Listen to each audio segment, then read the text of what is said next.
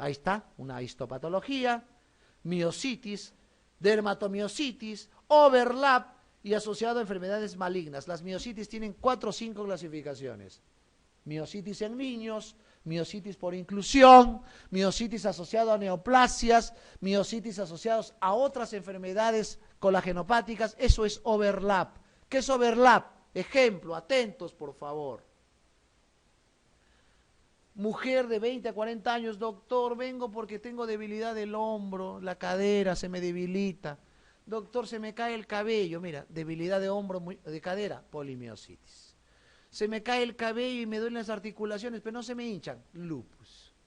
Doctor, me han salido ulceritas en la boca, lupus. Doctor, los dedos están engrosándose, esclerodermia, o sea, tiene parches de esclerodermia, tiene parches de polimiositis, tiene parches de artritis, de lupus. Eso es overlap, síndrome puente, síndrome de yuxtaposición. Esos son los términos que ustedes van a encontrar en los libros reumatológicos. Eso es overlap.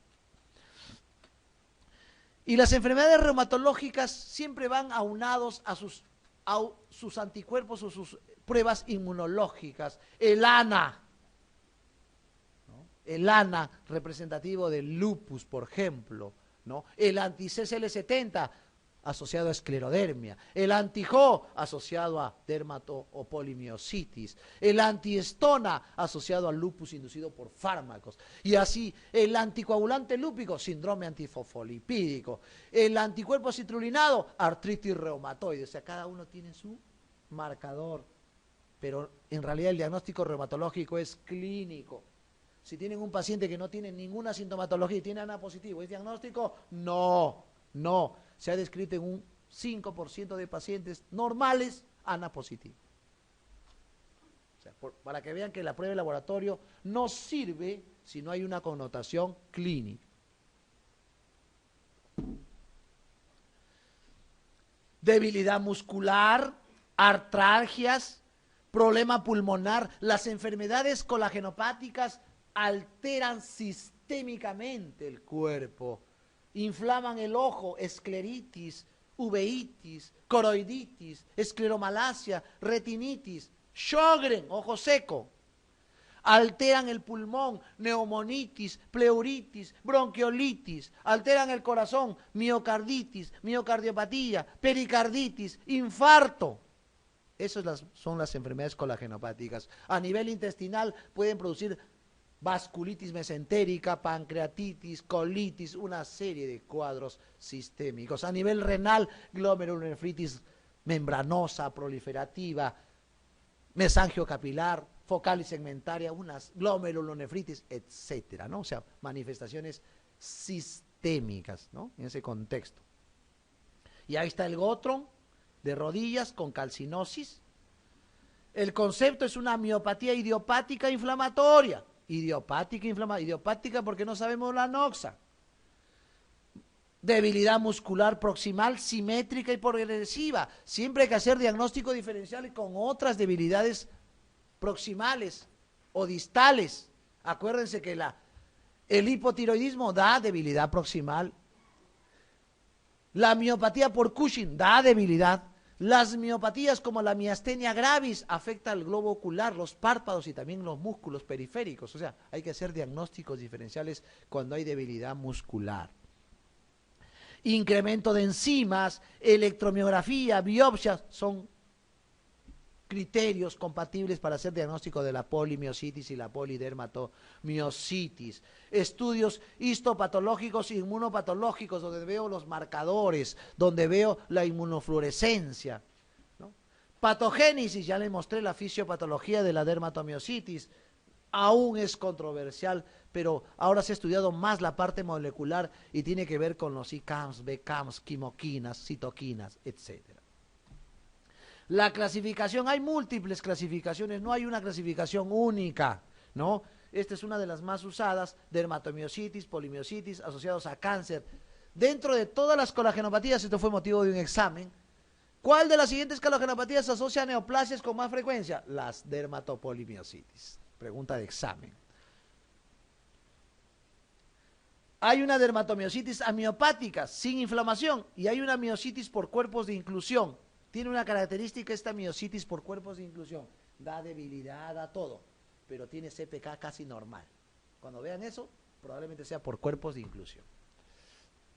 La CPK, la creatinfosfoquinasa, es una enzima muscular. Y acuérdense, hemos visto la génesis, la perforina, hemos visto la quimoquina, que destruye el músculo. Al destruir el músculo, libera creatinfosfoquinasa, por eso está elevado. Todo tenemos que conocer. Conocemos el asidero de cada patología, entendemos mejor las enfermedades y entendemos mejor el tratamiento, que es lo que nos sirve. Actualmente se proponen nuevos conceptos de dermatomiositis, polimiositis y miositis por cuerpos de inclusión. Algunos factores genéticos, aquí se está trabajando bastante, pero todavía con no muy buenos resultados. De la parte genética están haciendo cariotipo, estudio genético, citogenético, y han encontrado algunos brazos genéticos, ¿no? Marcadores como el DRB1, el DQA1, polimorfismos, etcétera, ¿no? Epidemiología, afecta a niños y adultos, más común en mujeres, tiene que ver con la teoría hormonal. La polimiositis afecta a menores de 20 años. La miositis por cuerpos de inclusión afecta a mayores de 50 años. Cuando vean un paciente con debilidad muscular proximal, lesiones dérmicas, más de 50 años, planteen cuerpos de inclusión y planteen neoplasias asociadas. Manifestaciones clínicas cutáneas, el heliotropo, el gotrón, el signo del collarín, vamos a ver ahí una foto, enfermedad muscular, miopatía, debilidad y características sistémicas, miocarditis, neumonitis, etcétera. El rash en heliotropo y las pápulas de gotrón son patognomónicas de las polidermatomiositis. Simétrico, eritemato violáceo, miren, ¿no? Eritema en heliotropo, incluso puede haber rash, no siempre es lupus. El eritema en heliotropo es superior, más que inferior, ¿no? Ahí está el párpado, miren el eritema. Se exacerba la luz, fotosensibilidad. Las pápulas de gotrón son violáceas y eritemato escamosas. Aparecen en las metacarpofalángicas, interfalángicas proximales y distales, codo, rodillas. Ahí está el gotrón. Ahí está el gotrón, eritemato violáceos. El gotrón, miren, proximales, distales. Otras manifestaciones, eritema malar, no es patognomónico del lupus. El otro día llega a la emergencia una paciente con eritema malar, el residente interno, lupus. Yo le digo, ¿por qué le ponen lupus? La paciente está disneica. Era una fascia mitral. Eritema mitral, la valvulopatía mitral da eritema malar. Igual, en consultorio viene una paciente, yo llevo a mis alumnos, a los residentes al consultorio, vemos una paciente, rash malar, doctor, lupus. ¿Qué es lupus? Es una ¿cómo se llama esta enfermedad muy conocida? Como la psoriasis, ¿no? Tipo rosácea, una rosácea. O sea, hay que hacer diagnósticos diferenciales, ¿no? No siempre. Por eso hay un viejo adagio, ¿no? Cuando están de espaldas y escuchan trotar, piensen primero en caballos y luego en cebras. Ese es el adagio. Poiquilodermia, un cambio de tipo de lesiones mixtas, cambios unguiales y cuticulares. Ahí está, miren, el rash malar como un lupus, pero no es lupus, es heliotrópico. Cambios unguiales, telangiectasias, hipertrofias, infartos. Poiquilodermia, puede haber atrofia, hipotrofia y pigmentación y telangiectasias. Ahí está el signo del chalo, el collarín, patognomónico de la polidermatomiositis. Ahí está, parte posterior, poiquilodérmico. La dermatomiositis, ahí está, el collarín, ¿no? Alopecia, que es, si ustedes ven un paciente joven con artralgias, alopecia, lupus, pero también la polidermatomiositis puede dar alopecia. La dermatomiositis amiopática se diagnostica en pacientes con enfermedad cutánea típica en quienes no hay evidencia de debilidad ni incremento de enzimas, sobre todo las enzimas, no obstante la biopsia. Dermatomiositis sin dermatitis, muy rara, y tiene una tendencia a un grupo étnico. Estudios han demostrado que las lesiones cutáneas se agravan con la exposición a la luz, fotosensibilidad, fotodermia, salud. Lesiones cutáneas asociadas a dermatomiositis y cáncer, es una asociación muy frecuente. Si le preguntan cuál es el cáncer que se asocia más a polidermatomiositis o dermatomiositis, pulmón, colon, mama, pulmón, colon, mama. Vesículas, bulas, eritodermia. Miren esta lesión bulosa, flictenar. Manifestaciones cutáneas ¿no? Típicas a la miopatía. O sea, pueden aparecer el eritema heliotropo y todavía no tener debilidad. Puede ser prodrómico. Otras lesiones como urticaria, mire, lesiones urticariformes como alergias, también puede ser una presentación clínica. Ahí está. Mano descamativa, desgastada, ¿no? Parece una disidrosis palmar, pero también puede estar asociada a una dermatomiositis. Manifestaciones musculares, la miopatía, que es la debilidad y la fatiga. No me puedo levantar, doctor, no puedo levantar el hombro. Músculos faciales solo se afectan en los cuerpos de inclusión. Esta es una gran diferencia con la miastenia gravis. La miastenia gravis es un fenómeno autoinmune, muscular o neuromuscular que afecta a la acetilcolinesterasa, la placa mioneural, pero tiene una característica clínica, que es lo que uno debe aprender. Ptosis palpebral bilateral, que no da la polidermatomiositis. Manifestaciones sistémicas como artralgias o artritis, enfermedad esofágica, los pacientes pueden tener disfagia o dinofagia, doctor, no puedo deglutir los alimentos, puede ser por la afección del esófago. Acuérdense que el esófago tiene músculo y la miositis, ¿qué es? Problema muscular. Enfermedad pulmonar, sobre todo intersticial. Enfermedad cardíaca, sobre todo miocardiopatías. Calcinosis, depósito de calcio en el celular subcutáneo, calcinosis, que es muy característico. Ahí están las calcinosis en codo, calcinosis a la placa, miren las calcinosis, parecido a la psoriasis, placas. La asociación de dermatomiositis y cáncer es muy frecuente, ¿no? Pero a pacientes adultos mayor de 50 años. Como un síndrome paraneoplásico. ¿Qué quiere decir síndrome paraneoplásico? O sea, el paciente viene con debilidad, lesiones dérmicas y posteriormente recién presenta la neoplasia. Ese es paraneoplásico. ¿Qué cáncer es asociado? Pulmón, ovarios, mama, linfomas, colon, ¿no? Todo ese contexto. Es importante aprender porque se pregunta en exámenes. La dermatomiositis en la niñez, o sea, pediátrico, ¿no? Suele confundirse con algunas otras patologías virales, alérgicas, ¿no? En ese contexto. Inducido por drogas, mire qué drogas pueden exacerbar o desencadenar, como la hidroxiuria. Doctor, ¿la hidroxiuria dónde se usa? Se usa en mieloma múltiple. Doctor, ¿la quinidina dónde se usa? Malaria, sobre todo grave. Bueno, la penicilamina, doctor, ¿dónde se usa? Se usa en artritis reumatoide juvenil y esclerodermia. Estatina, bueno, dislipidemias, ¿no? El diagnóstico es clínico y exámenes indispensables, enzimas musculares, electromiografía y biopsia muscular. Y de las enzimas, la más importante, la creatinfosfoquinasa y la dihidrogenasa láctica, importantísimo. La electromiografía se comprueba el patrón miopático. Y la biopsia muscular, ya sabemos la génesis, vamos a entender mejor la biopsia. Hay inflamación, que es toda génesis de enfermedad autoinmune.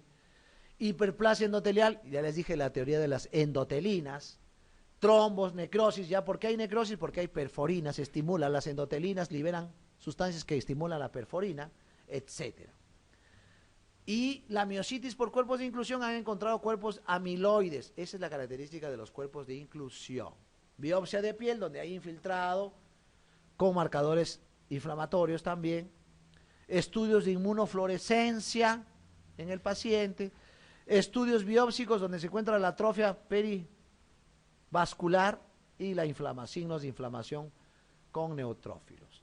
Estudios de inmunofluorescencia para ver complementos o antígenos de histocompatibilidad o estudios de complemento. Y el diagnóstico es clínico, laboratorial, miren, puede haber marcadores como el anti-Ho, puede haber ANAs también positivos. Y algunos anticuerpos con menos incidencia como el anti-Mi o antisintetasas y el anti-Ro asociado también a Sjögren, que es la sequedad, síndrome Zika, boca seca, serostomía, ojo seco, seroftalmia. Miocitos, los anticuerpos de la miositis son múltiples, pero el anti-Ho es el más importante. Hay otros como el síndrome de la antisintetasa, son patologías menos frecuentes asociadas a miositis, donde el anti-Ho y algunos otros marcadores también se pueden encontrar. Síndrome de la antisintetasa. Síndromes asociados a miositis con anticuerpos miositis específicos. Por ejemplo, El antisintetasa se asocia a enfermedad pulmonar, a Raynaud. El anti-SRP a miositis severa, el anti-Mi a dermatomiositis clásica, ¿no? Respuesta moderada, pobre y buena, o sea, es mejor pronóstico es la anti-Mi. Y acá hay un gráfico ya para terminar este tema, entre la diferenciación entre la dermatomiositis, la polimiositis y la miositis por cuerpos de inclusión. Miren, la edad de la dermatomiositis, adultos y niños, más frecuente en mujeres, todas. El de cuerpo de inclusión más de 50 años y la polimiositis más de 18 años. Inicio agudo, subagudo y crónico. La debilidad de la dermatomiositis y la polimiositis es proximal. De la cuerpo de inclusión es cuádriceps, distal sobre todo. En la dermatomiositis hay rash, en la polimiositis y cuerpo de inclusión no hay rash heliotrópico. Se asocia a neoplasias la dermatomiositis. A colagenopatías overlap la dermatomiositis y la polimiositis, la cuerpo de inclusión no. La creatinfofoquinasa está más elevada en la dermatomiositis y luego en la polimiositis. En los cuerpos de inclusión puede estar normal o levemente elevada. Asociado a algunos anticuerpos de compatibilidad mayor o histocompatibilidad. ¿Cuáles son los criterios de diagnóstico tomados de un Curren, un reumatology? Debilidad muscular proximal y simétrica. La simetría da lo sistémico. Elevación del CPK, cambios miopáticos, marcadores y estudios anatomopatológicos. Posible, 2 criterios. Probable, 3 criterios. Definido, con 4 criterios se hace diagnóstico, pero generalmente trabajamos con el posible y probable, que es lo que nos define el diagnóstico. Valoración. Después del diagnóstico debemos clasificar la severidad, el pronóstico y las enfermedades asociadas. Severidad se correlaciona con los niveles de CPK y con el grado de debilidad. Valoración. A nivel, hay que hacer estudio esofágico, esofagoscopía, radiografía, electrocardiografía, mamografía para descartar neoplasia, etcétera, ¿no? Asociado a neoplasias, hay que hacer estudios y screening. Y ven, vamos a empezar con las preguntas. Ya con esta revisión vamos a tener un mejor concepto. No se preocupen, vamos a tener un break. ¿Cuál de los siguientes no encuadra dentro de los síndromes psicógenos del aparato locomotor? No encuadra en su contexto. Bueno, la polimialgia reumática, los demás son cuadros funcionales, ¿no? No encuadra la polimialgia reumática. Fibromialgia y fibrositis es lo mismo. El síndrome de Barré-Liu es un síndrome congénito genético de columna, lo vamos a detallar. El grupo de población que con mayor frecuencia se encuentra fibromialgia es de 12 a 45 años. Es raro tener más de 50 o 60 años con fibromialgia, hay que buscar ahí organicidad. Antes de eso, funcionalidad, clave la A. Una de las siguientes manifestaciones clínicas no es característico de la fibromialgia, ¿no? La artritis, pues, ¿no? Por eso es un REAS, es una fibrositis, es fibras musculares, no articulaciones. La artritis, no. Todo excepto uno de los siguientes tratamientos están justificados en la fibromialgia. Ejercicios, calor local, acupuntura, fisiatría, ansiolíticos. Acuérdense que estamos dando actualmente pregabalina. Glucocorticoides, no. Corticoides ni a dosis baja se da. Referente al síndrome de Barré-Liu, justamente había una afirmación con respecto a eso. Una de las siguientes afirmaciones es falsa. ¿Es una enfermedad de columna cervical? Sí, ¿no? Es en mujeres entre 35 y 40 años. Con frecuencia se diagnostica cervicoartrosis cervical, siempre hay que hacer ese diagnóstico. El tratamiento consiste en AINES a dosis plenas, ¿no? En realidad el tratamiento es fisiátrico, algunas veces corticoides, analgésicos. El AINES a dosis plenas generalmente no. Exploración neurológica, otorrinolaringológica y vascular son normales para descartar sistematicidad. Es una enfermedad rara, son enfermedades con epónimos que a veces trae confusión, ¿no? Paciente de 45 años que de hace un mes presenta debilidad a nivel de cintura escapular y pelviana. En la piel se objetiviza edema palpebral y coloración eritematoviolacea. No avancemos más. Este paciente tiene una enfermedad que se llama la dermatomiositis, el rash heliotrópico. Una mujer de 45 años consulta por presentar debilidad muscular, escapular y pelviana. La analítica en sangre muestra CPK elevado. transaminasas elevadas que también se encuentran a nivel muscular. Un estudio electromiográfico presenta potenciales de unidad motora de baja amplitud y polifásicos. Esta enfermedad es polimiositis, CPK elevado, polimiositis, ¿no? En su contexto.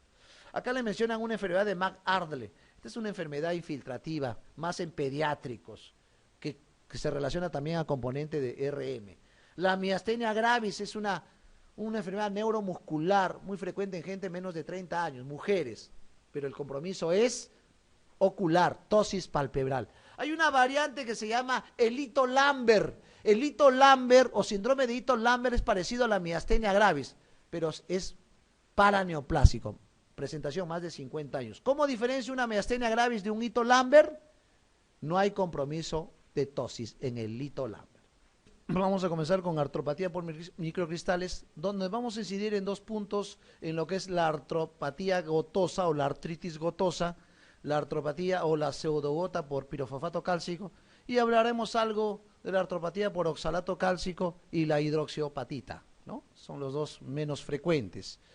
Un perfil importante, les mencioné en el pródromo de la clase, la artropatía gotosa, varón más de 50 años, con factores de OH, dieta con exceso de cárnicos, índice de masa corporal elevado y un dolor metatarsal, un dolor en rodilla, un dolor inflamatorio agudo, probablemente estemos planteando una enfermedad gotosa, una gota por alteración del ácido úrico, de la hiperuricemia. Mujer más de 60 o 70 años que venga con un dolor unilateral de rodilla sin signos de inflamación, probablemente estemos planteando una pseudogota por pirofosfato cálcico. Esos son los 2 perfiles que debemos tener. Doctor, una vez vi un pacientito pediátrico con parecido a un cuadro de una gota. Sí, Lesch-Nyhan. El síndrome de Lesch-Nyhan, que tuvimos la oportunidad de hablarlo en bioquímica, que es una alteración de una enzima de la xantina oxidasa que cursa con aumento de ácido úrico, alteraciones cognitivas y el desarrollo y crecimiento del niño también pueden producir en ese grupo etario. Bien, cuando hablamos de hiperuricemia y gota, es una enfermedad metabólica crónica con alta carga genética, no determinada por antígenos de mayor histocompatibilidad, mayor prevalencia de hiperuricemia que gota. Encontramos pacientes que tienen hiperuricemia, pero no tienen gota. No se confundan, ¿no? No siempre la hiperuricemia va a gota, ¿no? En ese contexto, ¿no? Porque incluso hay hiperuricemias asintomáticas y hay que ver comorbilidades. ¿Qué pacientes pueden tener ácido úrico elevado sin ser gota? Cuando hablamos de ese contexto, un paciente oncológico que está recibiendo quimioterápicos, hace hiperuricemia elevada sin tener gota. Un paciente renal crónico con nefropatía y está en diálisis, también puede hacer ácido úrico elevado. Y hablaremos de enfermedades linfoproliferativas. El linfoma también eleva el ácido úrico sin tener gota. O sea, hay factores. Las enfermedades tiroideas también. Ataque agudo de gota. Cuando hablamos de ataque agudo, hablamos de ataque agudo de gota, hablamos de gota intercrítica, que es la gota, que es lo asintomático entre crisis y crisis, eso se llama periodo gota intercrítica, y la gota tofacia crónica. Son 3 estadios importantes: un ataque agudo, una gota intercrítica y un ataque gotáceo crónico. Tratamiento, mantenimiento de la hiperuricemia y gota, hiperuricemias asintomáticas. Las hiperuricemias asintomáticas no se tratan, salvo que tengan nefrolitiasis, como vamos a ver.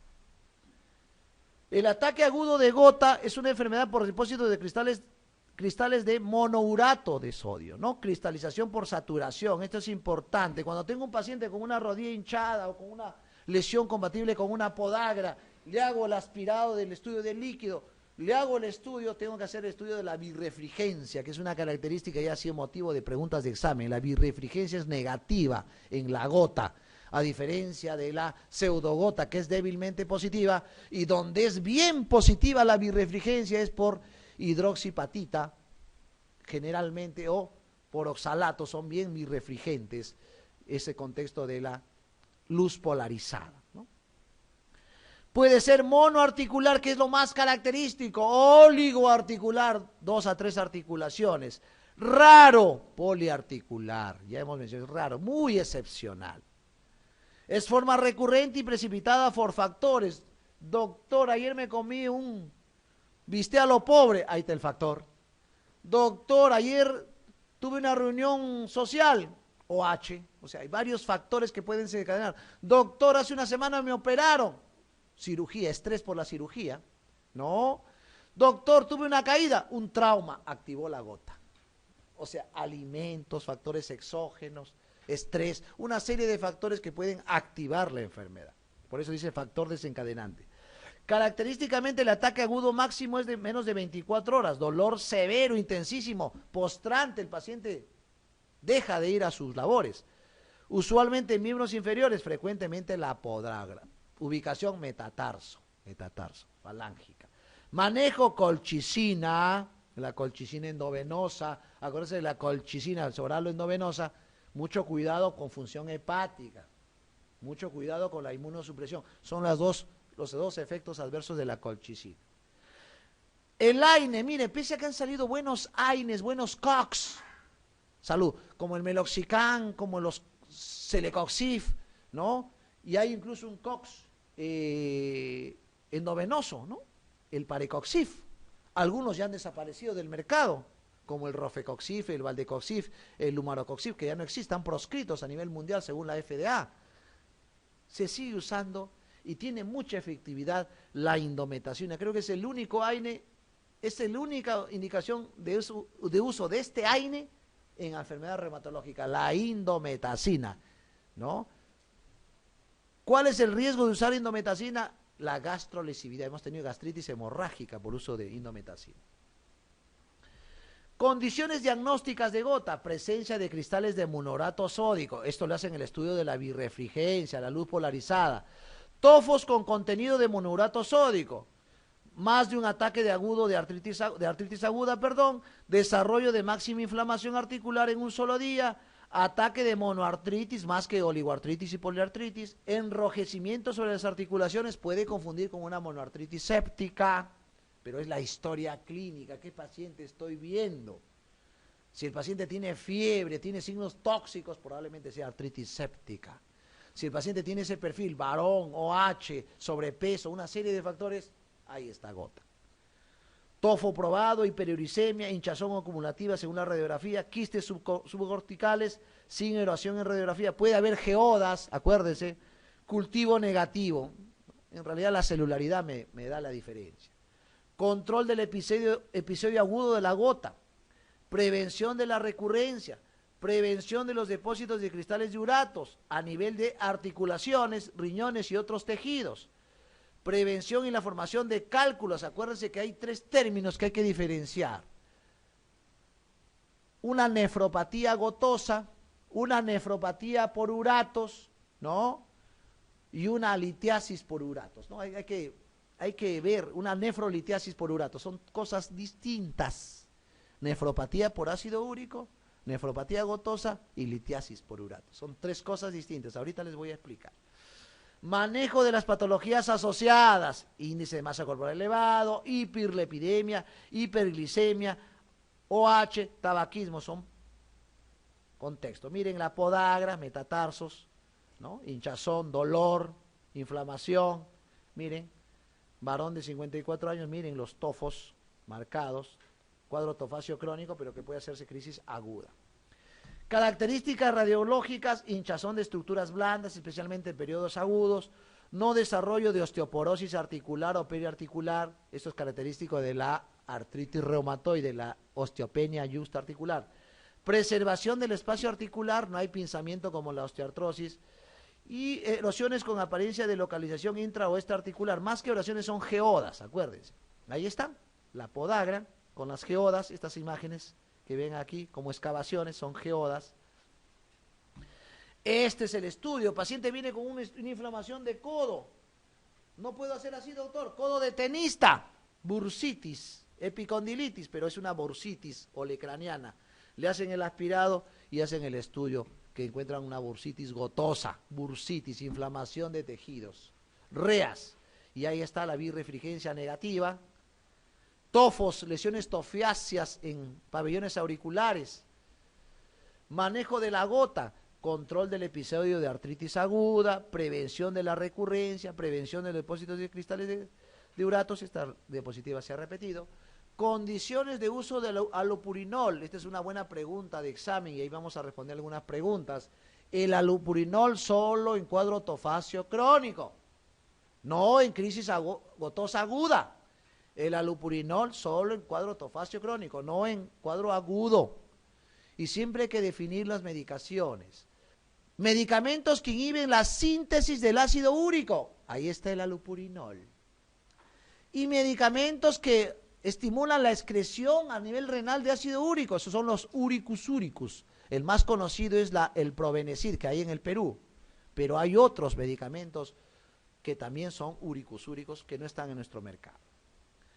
Ácido úrico sérico mayor de 11, ácido úrico en orina mayor de 1 gramo, más de 6 episodios de ataque de gota al año, presencia de tofos, litiasis urinaria en ácido úrico. Esos son los criterios de uso de alopurinol. El alopurinol se potencia mejor cuando se usa con colchicina a bajas dosis, ¿no? Se potencia. Y esta es una imagen importante, que es la condrocalcinosis. La condrocalcinosis, esta es una imagen. Entre articulación y articulación van a ver una línea, no ayuda mucho el gráfico, una línea blanquecina. Esta es la condrocalcinosis, característico de la pseudogota por pirofosfato cálcico. Asociado a algunas enfermedades como la hemocromatosis, asociado a la hipofosfatasia, asociado a la hipomagnesemia, ¿no? Eso están asociados al hiperparatiroidismo primario con estimulación de la PTH. A eso está asociado el paciente con pseudogota o por pirofosfato cálcico. Otra artropatía por cristales es por hidroxiapatita, asociado también a algún tipo de enfermedades como hiperparatiroidismo, sobrepeso y otros factores que también se depositan en esas zonas. Y otra más rara es por oxalato de calcio. Y por oxalato de calcio, la causa más frecuente de depósito por oxalato de calcio es la insuficiencia renal crónica que va a diálisis. Pregunta de examen, ¿eh? Bien, ahora nos circunscribimos en lo que es las preguntas, que es bastante atiborrada en este segmento. ¿Cuál de los siguientes factores no se asocia a gota? Sexo masculino, sobrepeso, bueno, acá la B, pues, ¿no? No está dentro del contexto. Señale la respuesta falsa respecto a las crisis gotosa. Crisis gotosa, la respuesta falsa. Suele iniciarse en la noche, es una característica, es más nocturno, un dolor nocturno que diurno. Signos inflamatorios son prominentes, puede cursar con fiebre, por eso puede simular un componente séptico, pero la diferencia, hay otros factores que nos ayudan. En la analítica puede detectarse elevación de la velocidad de sedimentación y leucocitosis. La clave es la E, pues sin tratamiento no. Siempre evoluciona hacia la cronicidad. O sea, pese a que le das tratamiento, este paciente va a cronicidad, a gotatofasia crónica. ¿Qué articulación afecta con más frecuencia la artritis gotosa aguda? Ya, metatarso, esto lo hemos repetido, la clave, la A, ¿no? Señalar la respuesta falsa respecto a la radiología que afecta a la gota, ¿no? Pregunta 19. Puede ser normal en algunos casos, puede mostrar la presencia de erosiones, es más frecuente en artritis reumatoide, pero lo clasifican como geodas. Puede existir geodas, puede existir artrosis. Acuérdense que una causa secundaria de artrosis es gota, es artritis reumatoide, ¿no? ¿Puede observarse calcificación del cartílago? No, eso es de la pseudogota, pirofosfato cálcico. Señale la respuesta verdadera respecto a la hiperuricemia asintomática. Respuesta verdadera. En realidad, la respuesta, el tratamiento, no se da tratamiento a una hiperuricemia asintomática, salvo que el paciente tenga riesgo de nefropatía. Es la excepción. Pero generalmente, en las preguntas que he visto ponen, el paciente con hiperuricemia asintomática, ¿qué conducta seguir? Nada, no se da nada. Se hace monitoreo. Pero no es que no se dé nada, del punto de vista farmacológico no se da nada, pero si tengo un paciente que le sacan un ácido úrico y está elevado y no tiene síntomas, ¿qué le voy a sugerir al paciente? Que deje de comer cárnicos, que no cuide su peso, que no tome OH. Esas son las sugerencias que debo hacer. O sea, no es que no le dé nada, ¿no? O sea, le sugiero que disminuya esos factores de riesgo. Porque si no, de esa hiperuricemia sintomática va a ser una hiperuricemia sintomática. Pregunta 21. Para el tratamiento de un ataque de gota, agudo de gota, se pueden utilizar todos los siguientes fármacos, excepto, esto lo he dicho al momento que le presenté, AINES, glucocorticoides, porque se infiltra, se hace infiltración articular, colchicina, alopurinoles en gota, tofacia crónica e intercrítica también. Una mujer de 60 años acude por la aparición de inflamación y de dolor en rodilla derecha. Miren la historia. No refería antecedente traumático, a una historia previa de artritis. Estos datos importantes, antecedente traumático. Siempre hay que preguntar. ¿Me duele la rodilla? ¿Se golpeó? Sí, ya no es reumatológico, ese es traumatológico. Menisco, meniscopatías, traumas, ¿no? Una historia previa de artritis. La exploración física demostró la presencia de derrame articular y un aumento de la temperatura en su rodilla derecha. Pareciera una artritis séptica. El factor reumatoideo es negativo y el ácido úrico sérico era de 3.2, ¿no? En ese contexto.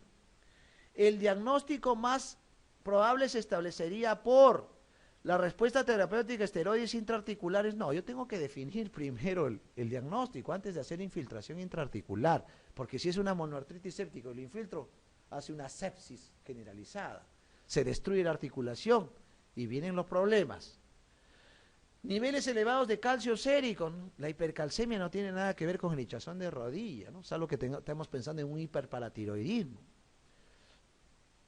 El recuento de células, un recuento de células blancas en un líquido sinovial más de 500, en líquido sinovial de 500 con baja viscosidad. Acuérdense que más de 50.000 es séptico, hasta 2.000 puede ser normal, entre 2.000 y 10.000 pueden ser inflamatorios.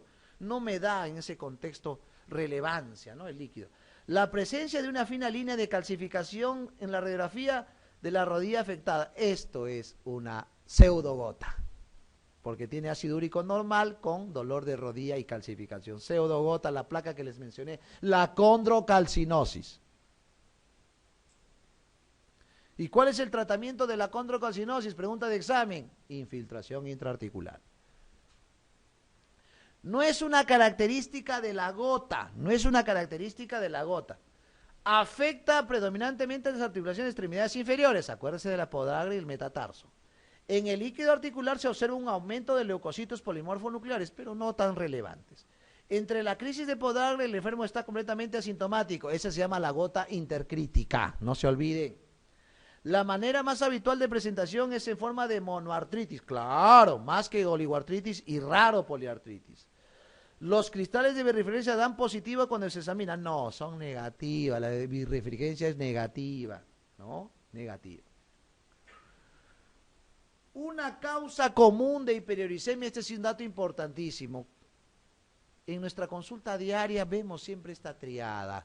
Aumento de sobrepeso, hipertensión en un paciente, ¿no? En ese contexto usamos, y sobre todo hipertensión sistólica, ¿qué usamos? Diurético tiacídico, que viene de 50 miligramos, de 25 miligramos y de 12.5 miligramos.